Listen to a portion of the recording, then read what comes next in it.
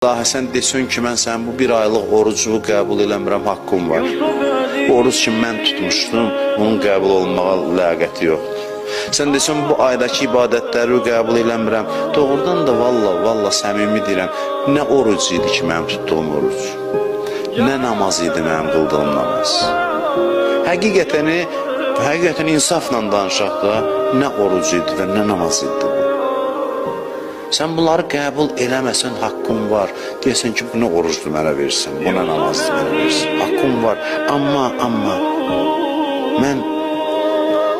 mənim həsrət çəkən sınıq bir qəlbim var ki, özüm duymusan ki, mən sınan qəlblərin müştərisiyəm. Bəli, mənim əməlim yoxdur, amma mənim göz yaşım var, göz yaşım var.